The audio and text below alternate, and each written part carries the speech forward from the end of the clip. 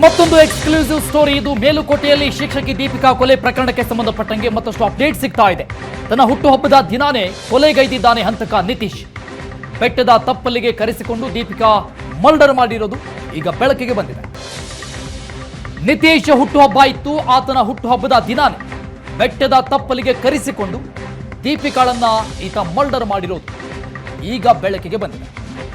ನಿತೀಶ್ಗೆ warning ಮಾಡಿದ್ದ ದೀಪಿಕಾ ಕುಟುಂಬಸ್ಥರು. ದೀಪಿಕಾ ತನಗೆ ಅಕ್ಕ ಇದ್ದಂತೆ ಅಂತ ಈ ನಿತೀಶ್ ಹೇಳಿದ್ದ ಅವರ ಕುಟುಂಬಸ್ಥರ ಮುಂದೆ. ಅಕ್ಕ ಅಕ್ಕ ಅಂತಾನೆ ದೀಪಿಕಾಳನ್ನ ಮರ್ಡರ್ ಮಾಡಿದ್ರು ಅಂತ ನಿನ್ನೆ ದೀಪಿಕಾರ ಗಂಡ ಅವರ ಕುಟುಂಬಸ್ಥರು ಆರೋಪ ಮಾಡಿದ್ರು.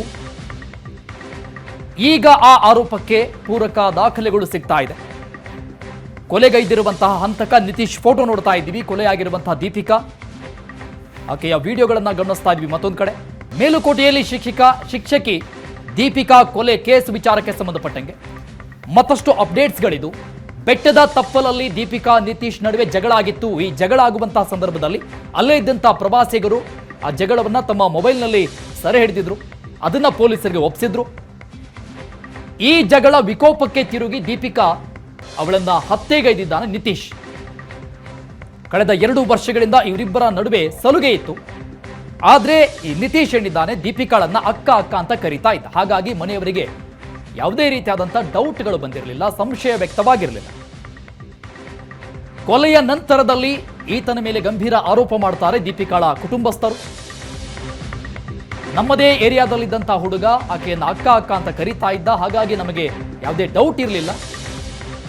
ಆದ್ರೆ ಈಗ ಅವನೇ ಕೊಲೆ ಮಾಡಿದ್ದಾನೆ ಅಂತ ನಿನ್ನೆ ಮಾಧ್ಯಮಗಳ ಮುಂದೆ ಅವರು ಹೇಳಿಕೆ ಕೊಟ್ಟಿದ್ರು ಆಕೆಯ ಕುಟುಂಬಸ್ಥರು.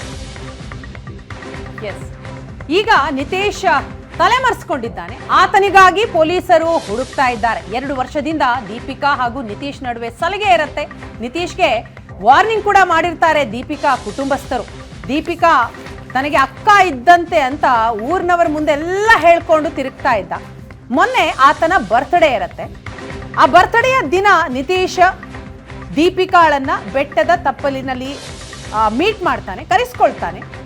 ಆಗ ಇಬ್ಬರ ನಡುವೆ ಯಾವುದೋ ಒಂದು ವಿಚಾರಕ್ಕೆ ಜಗಳ ಆಗುತ್ತೆ. ಜೋರ್ ಗಲಾಟೆ ಮಾಡ್ಕೊಳ್ತಾ ಇರ್ತಾರೆ. ಅಲ್ಲಿದ್ದಂತಹ ಪ್ರವಾಸಿಗರು ಆ ಗಲಾಟೆಯನ್ನ ಶೂಟ್ ಮಾಡಿದ್ದಾರೆ. ಈಗ ಆ ವಿಡಿಯೋ ಏನಿದೆ ಅದು ಪೊಲೀಸರ ಕೈ ಸೇರಿದೆ. ಆಕೆ ನಾಪತ್ತೆಯಾದ ದಿನದಿಂದ ನಿತೀಶ್ ಕೂಡ ಕಾಣಿಸ್ತಾ ಇಲ್ಲ. ಆತ ಆಕೆಯನ್ನ ಮರ್ಡರ್ ಮಾಡಿ ಅಲ್ಲೇ ಹೂತ್ ಹಾಕಿದ್ದ.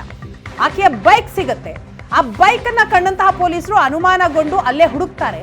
ಅಲ್ಲಿ ಹೂತಿಟ್ಟಂತಹ ದೀಪಿಕಾ ಶವ ಪತ್ತೆಯಾಗುತ್ತೆ. ಎಲ್ಲ ಕುರುಹುಗಳನ್ನ ಗಮನಿಸಿದಂತಹ ಪೊಲೀಸರಿಗೆ ನಿತೀಶೇ ಮರ್ಡರರ್ ಅನ್ನೋದು ಕನ್ಫರ್ಮ್ ಆಗುತ್ತೆ. ಈಗ ಆತನಿಗಾಗಿ ಹುಡುಕಾಟ ನಡೆಸಿದ್ದಾರೆ.